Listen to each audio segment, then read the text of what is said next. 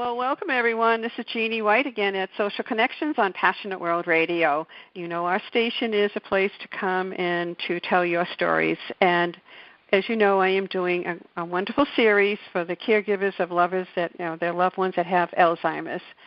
And each time, each caregiver will tell their story of whatever happened.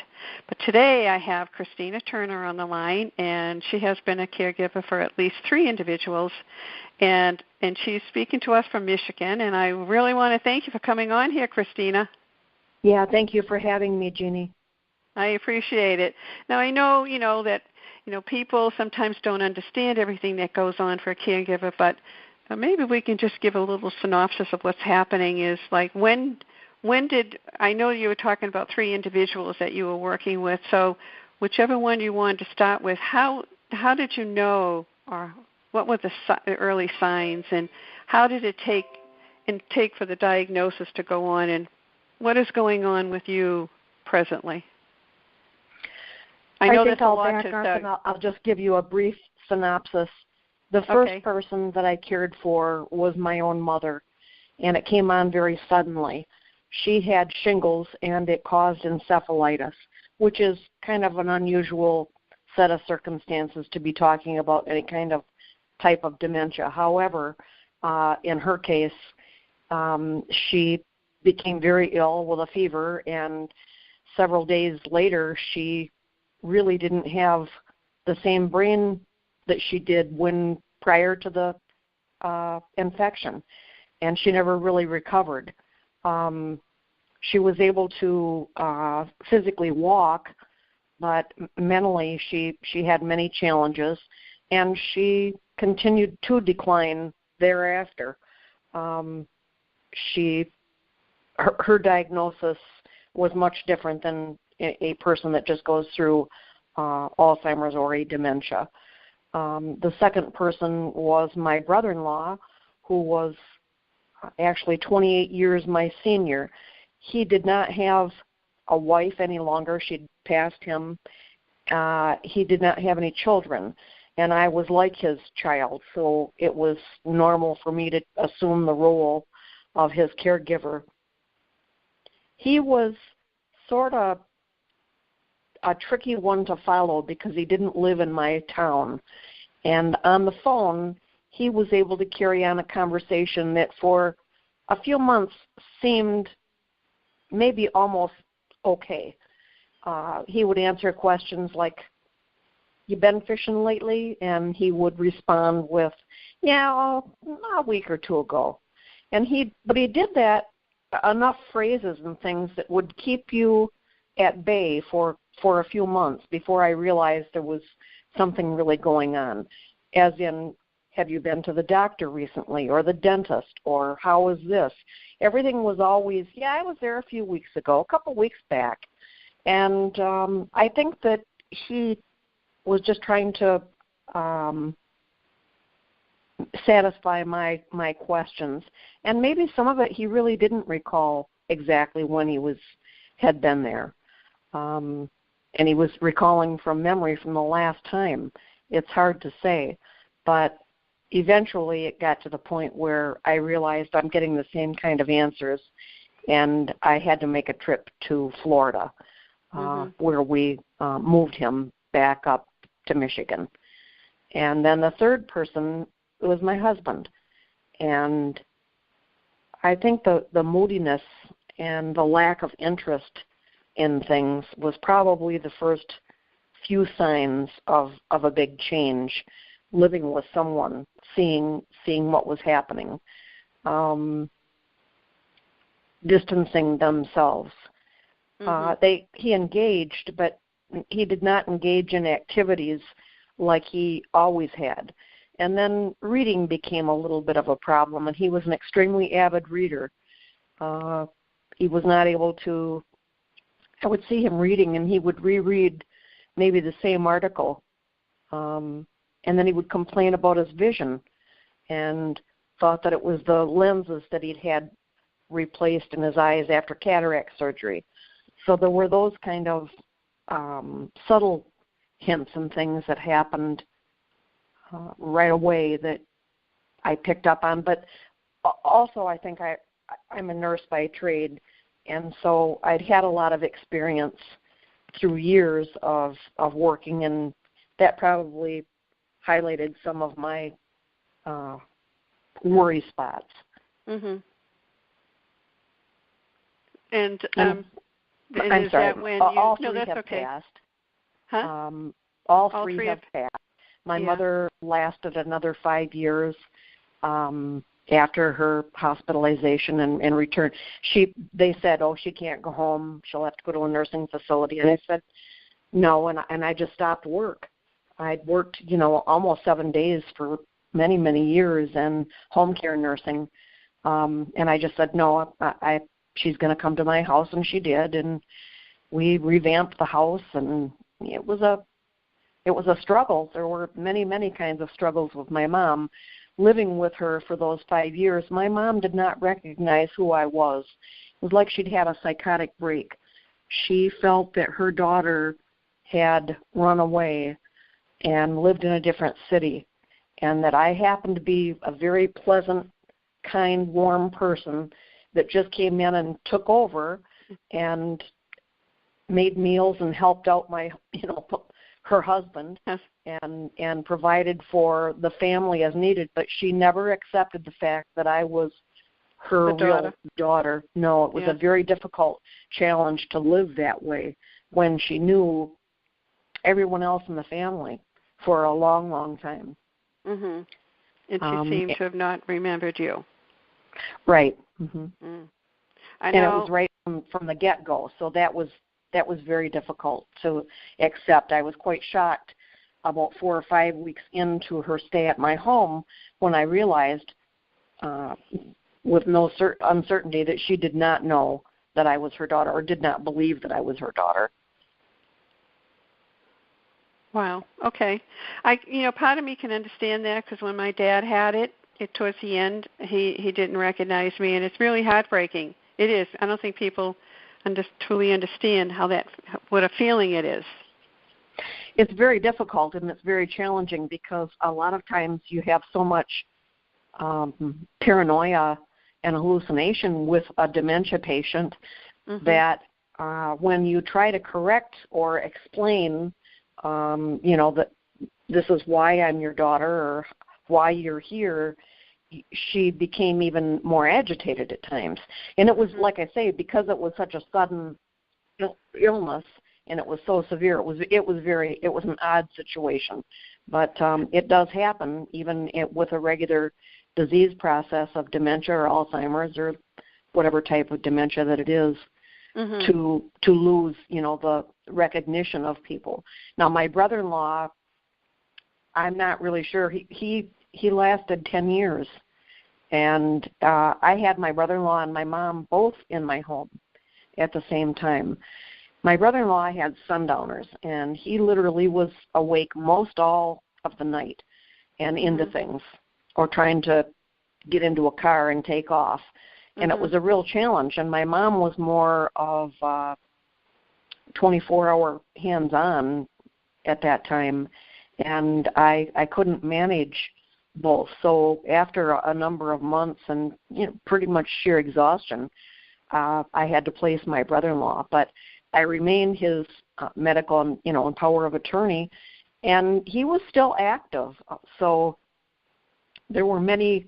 I was at the facility a lot because it was a small facility, and it was not a lockdown unit. And he was, he got away a lot, and he fell, and he'd had fractured ribs and lots of different things. So the intensity of my caregiving really didn't diminish a lot, even though he wasn't in my home.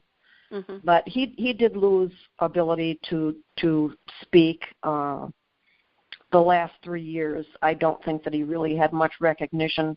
He understood I was a familiar face, or at least I felt that. I don't know that he really recognized me as family any longer, but I was a face that he saw often enough that he would, light up a little bit. Not always. But in some way he remembered and recognized you? Yeah, maybe the feeling of safety with you around, maybe. Yeah, I'm sure that it was some familiarity because I really was with him almost daily. So, and my husband, he did not lose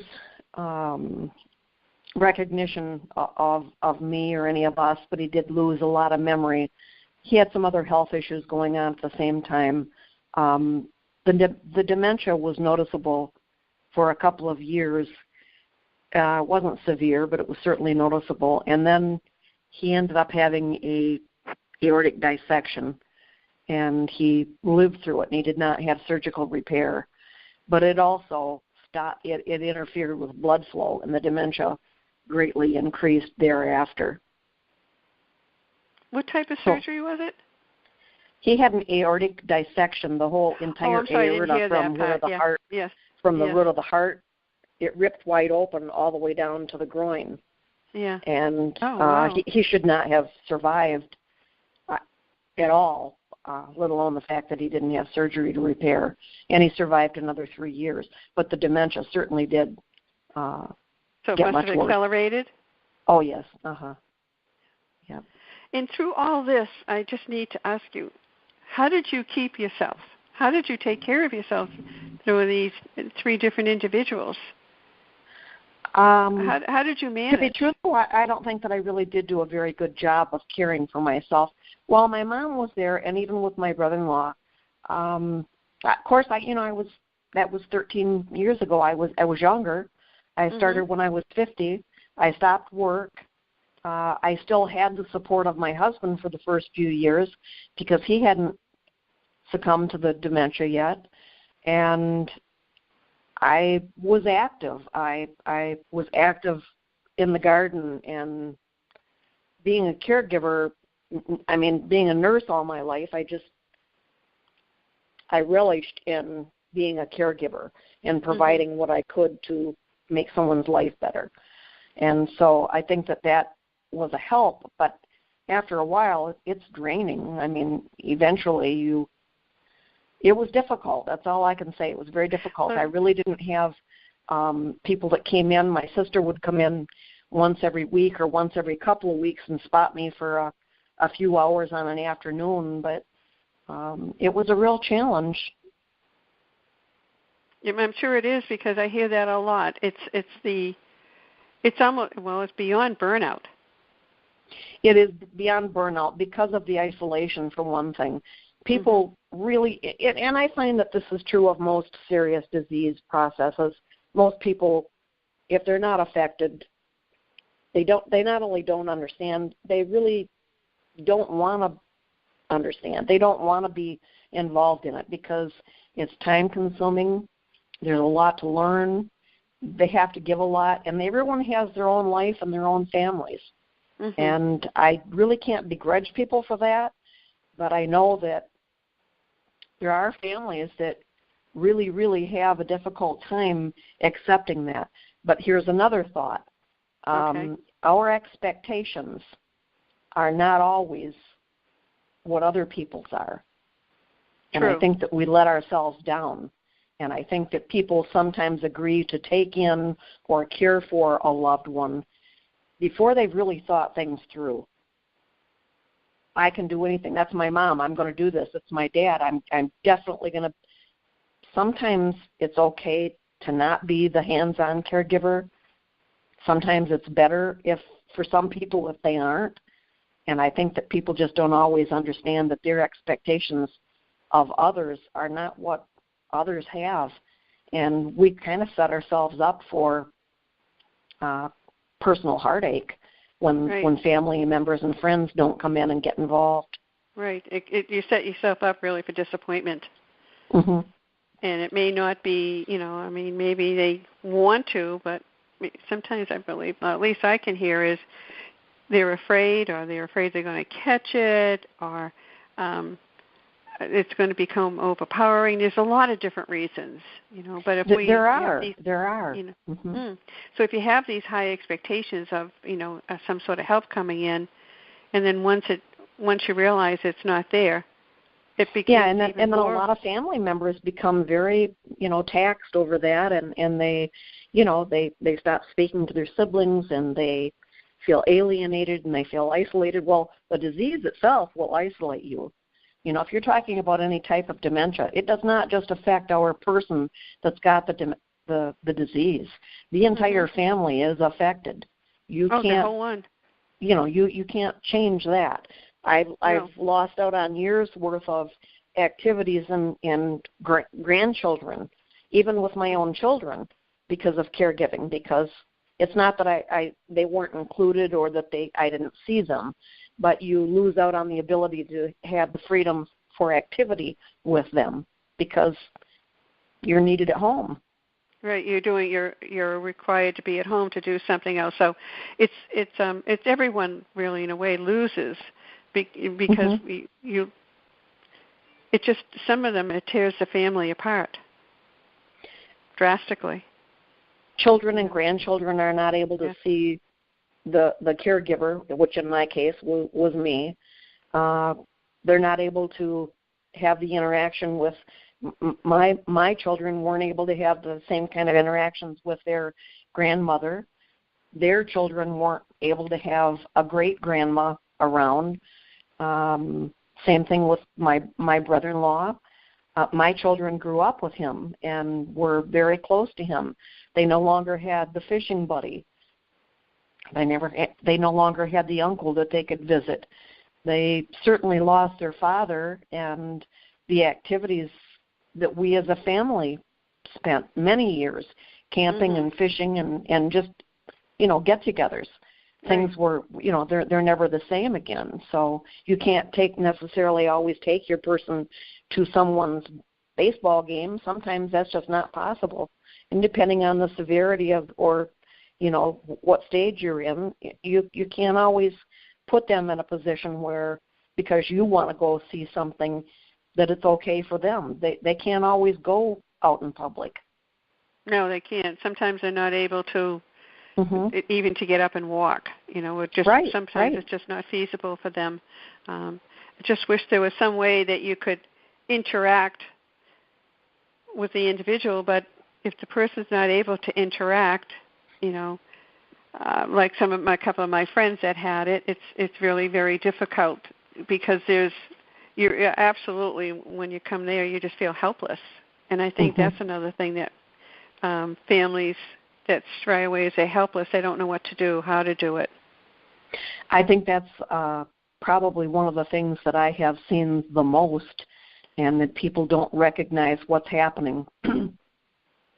Yeah, they see like the same face, familiar face, that has been their mother all these years, and she can still carry on a conversation, and yet she's argumentative, and so they think she's just being the matriarch of the family and that you're never going to get anywhere with her, and she's never going to listen to reason about why she shouldn't drive or why she might need to consider going into a facility at some point. Well, sometimes you can let those things go until they're so exaggerated that person is really in serious trouble. And it's just for lack of knowledge. Many people think that if you have dementias, that, they forget. Well, there are about 90 things more to it than that. And, people don't understand or have the information about the other things that can happen. The vision problems, difficulty swallowing, things that can happen early on. Doesn't have to be late in stages. Right, and plus, the society has it, well, from what I gather, this is an old age situation. As you grow older, this is going to happen. Have you heard that terminology? It's old age? Yeah, too many times. And it's not true. I don't think not it at is, all. but I'm not a physician or a nurse, so I'm talking as a layperson. These things, these individuals can have these situations when they're 45, 50, or even earlier. That's right, even younger, yes. Yeah, so I think it's a misconception. So it's somehow, how do you educate people on this? I'm not sure that's a fair question to ask you. I'm not sure how either, and I'll give you my reasons why. People, and I have a family member right now that has had dementia for a number of years, and the family refuses to be educated. They do not accept what they see. They're still in some sort of denial, and sometimes, it can go really bad. I mean, it can get to the point where other agencies have to become involved. Right. I think, can I just interrupt for a minute? Yes. I think this woman, she's been has a phenomenal site that she has. TP Snow, is it? Or am I pronouncing it right? I'm sorry, what was that? She has what? TP Snow, is it? Yes. Yes. Do you need to, why don't you grab some water? I'm sorry. No, go ahead. Take a second and drink some water. Because sometimes when you're talking a lot, your throat gets tight and dry. Right. Maybe I should do a little more talking for you. Okay. Okay.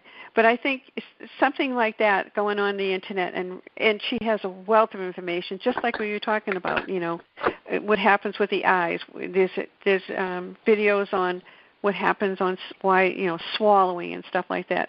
I think maybe that's the way, is that you have to have the family really educate themselves a little bit to understand. And I think some of the families believe it's like taking an aspirin, it'll go away. Mm-hmm. I've heard that. I think that some families really don't want to have to be burdened with it, and they try to live in denial for as long as they're able. Yeah. You can present lots of information and you can offer it, but it does not mean that they are willing to accept it or that they'll follow suggested. Correct. Right. I mean, I have someone in mind in the very beginning when they were diagnosed and everything. I said, why don't you just start up some things? And we have a place called HESCO. It's an umbrella area where it's a nonprofit, and they provide tons of different types of information and places to go, things to read. You can go in and, maybe there's a webinar. And I said, this is not going to go away. You're going to need to know more about this. But somehow they forgot, they just didn't want to, period. Like it was going to go away. Right. And it wasn't going to go away, No, it doesn't. And it's an unfortunate thing. It's like they put blinders on, and maybe they lose a lot. They lose a lot because the disease continues to progress. Yeah. The sooner that you can become more educated, and whether you have to distance yourself from that particular person because it's your mom or whatever the relationship is, you sort of have to step away from the relationship and your role. If you're a caregiver to a parent, sometimes you have to not be the child anymore. You have to just learn about this as if it were someone that you didn't know, so that you can act appropriately with, because I find that people fall back into their role so much. They get frustrated, I guess, with themselves as well. They're used to being the daughter, and they really don't understand that they can't be functioning as a daughter anymore.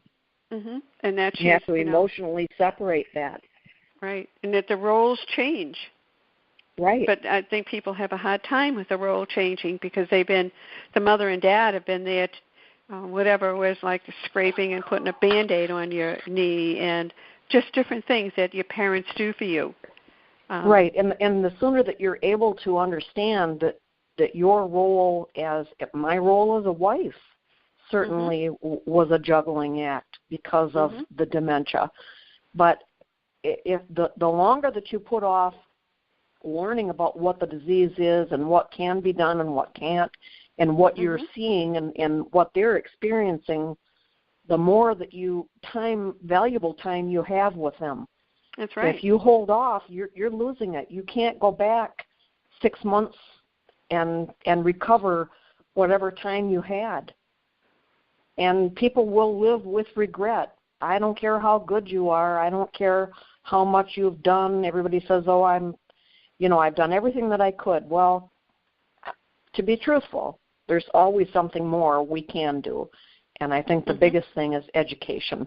Education. I firmly I believe that also is the education part of it, But I also think, and I'm not downing the medical community, but I think in some parts they've let down because they not always guiding these individuals. I think that a lot of times, I agree with you, Jean. I think that a lot of times doctors really were not all that well versed in it. Mm-hmm. We're seeing huge numbers, huge populations, and many different types of dementia. Right. 15 years ago, we weren't really all that educated on the different types. And even some of your regular MDs in some communities, if they don't have the exposure, it's not really their fault either. No, it's the education out of Mm-hmm. it, I know, and I should be a little more versed on this, but I realize in the state of Massachusetts we are. There is a bill that just been, I think it's about 2 months ago, a bill to require doctors, nurses, physician's assistants and nurses to be trained on the early diagnosis and perhaps some solutions.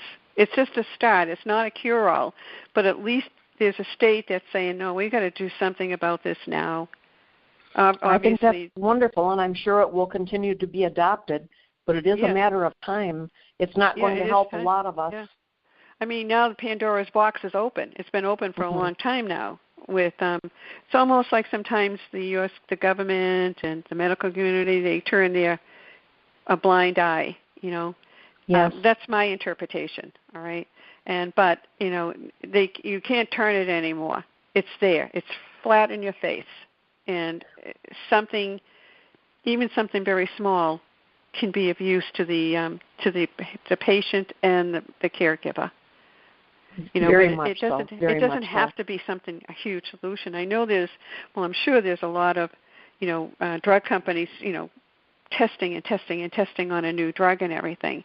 But there might be something else, something holistic can also help too. Who knows? You don't really know, I think they need the a medication, panel of people.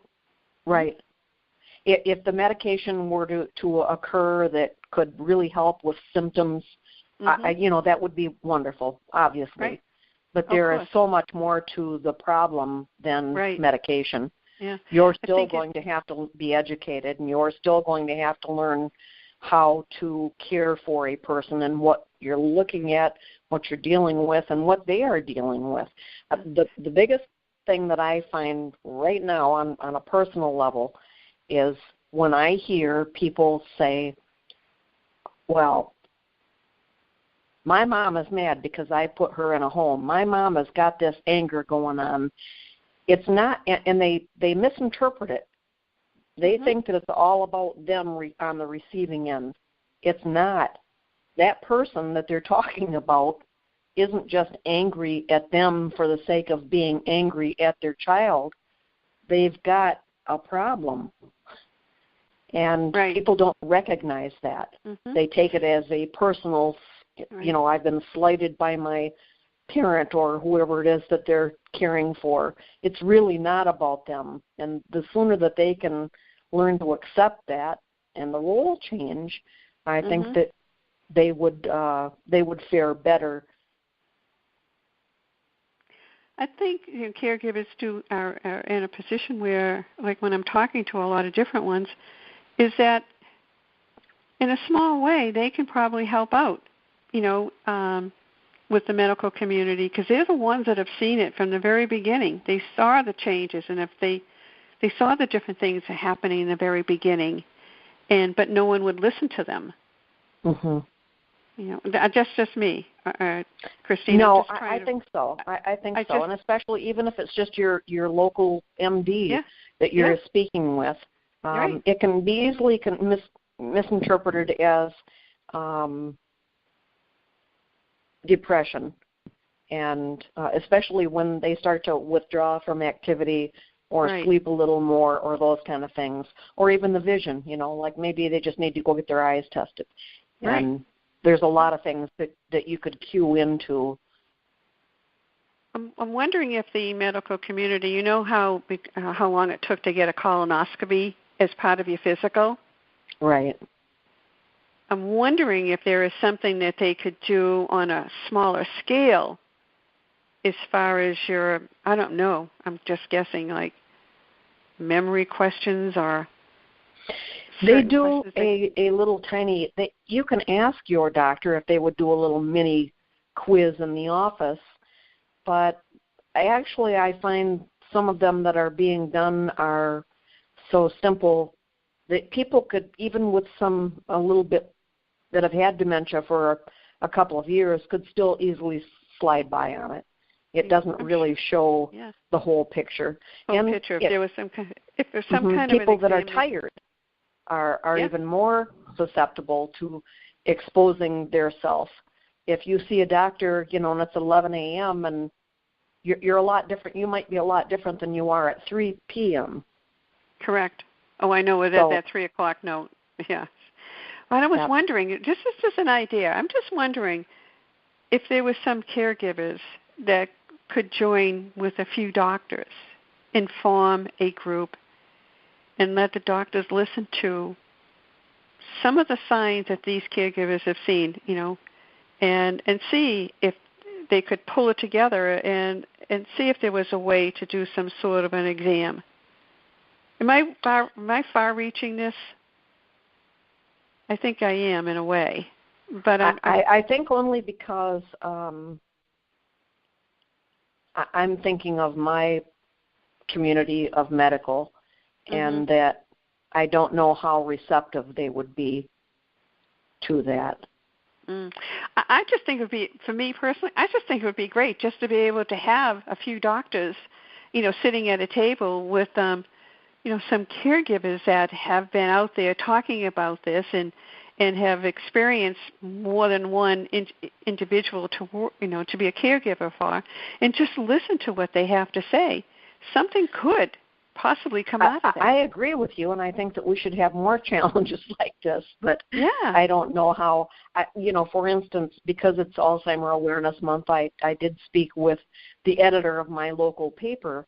They had thought that they were not going to do anything at all, weren't even going to recognize it. I'm not even sure they knew it was Alzheimer Awareness Month.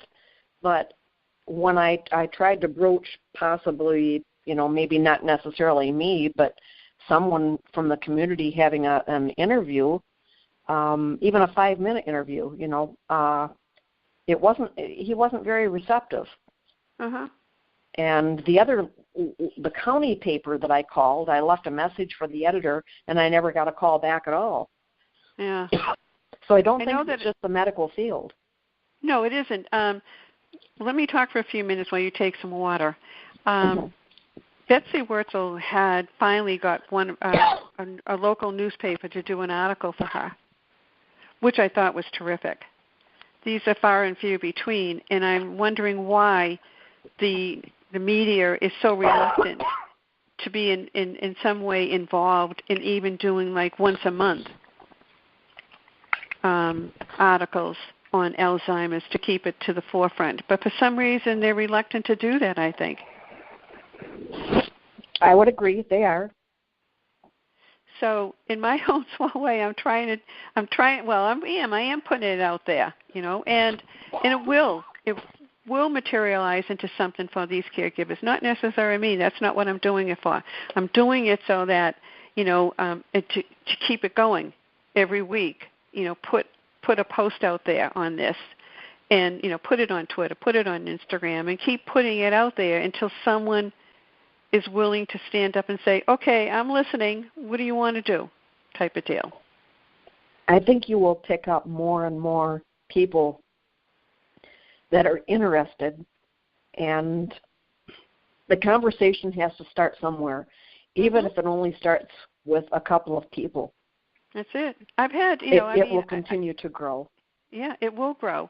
And, and I'm over here to participate in it. So if you ever have any ideas, I know once I talked to Betsy about this, I have on this here, I can open up this line and do an interview, say with you and Betsy and Cassidy and stuff, and I can open it up and we can push out this phone number where people could call in. And that might be a good plan, Jean. Yeah, I think it would work, and I can have it so that I can mute everyone because it would be too confusing to have everyone talking at the same time. Sure. But this is a thought. It would take a couple of weeks for me to think this out. But would you be interested in being part of it, Christina? Oh, I definitely would be. I think that, like I say, it is such a devastating disease, and it can just almost consume you, whether you want the position of caregiver or not. All right, and yes. if you want it, even then, it can be very daunting.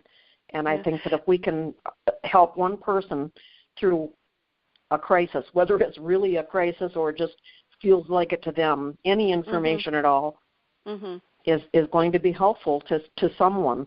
And that's how it all starts. A simple conversation can change the world. Oh, it can change it. And I also feel in the beginning, I'm not an I don't know, but I'm saying I don't have Alzheimer's, all right? But I can't even put my feet in their shoes and walk in them for them to must feel what is happening inside to them. Oh, exactly. That's why I get so concerned and upset when I hear people thinking that it's directed at them, and I think you have no idea what that person with dementia is experiencing. My God, put yourself in their shoes for a few minutes. I can't even experience it to know that, like a normal thing, you get up, you put your coffee on, you get your newspaper. It's a daily thing with you, right? Yeah. And then it realize that at some point you're not capable, even though inside you this is what you want to do, you're not capable of doing that simple little ritual that you do every morning. It's very frustrating for them. I watched my husband not be able to read even a magazine and not be able to use the remote for the TV, not be able to make a phone call, not even be able to answer the phone. Right. Or say, hey, hon, let's go out for a cup of coffee. Just things that are not, it doesn't cost a lot of money. It's just those normal things you do every day that we all take for granted. We do. And they're no longer able. And I have no idea how they must feel inside.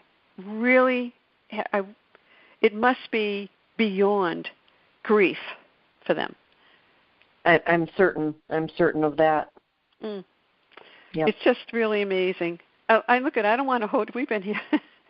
I know we've gone on, and I hope I haven't interrupted too many times because I do have a tendency to do that, Christina. I apologize.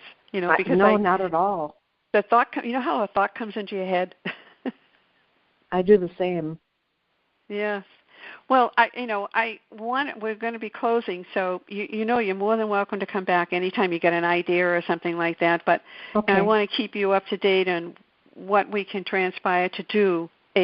Have 3 or 4, or maybe 4 people, 5 people, and then open up the lines and have them call and ask questions or give their ideas. I think that would be phenomenal. It'd probably be a little crazy, but you know what? Nothing ventured, nothing gained. Exactly. Yeah. I appreciate your position and the fact that you're giving any of us a voice. And I thank you for my loved ones. Oh, my goodness, I'm sure. Because they all, I know we talked about, I always like to do this. I hope you don't mind. I always like to know, your mom's name. I like people to say their parents' name or their husband's name or their aunts or uncles' names. I think my mother's name was Marion, and she was a lovely woman, and she worked hard all of her life.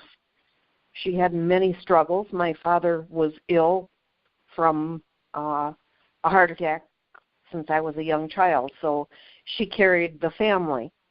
And my brother-in-law's name was Jerry, and I affectionately called him Baldy most of the last 20 years of his life.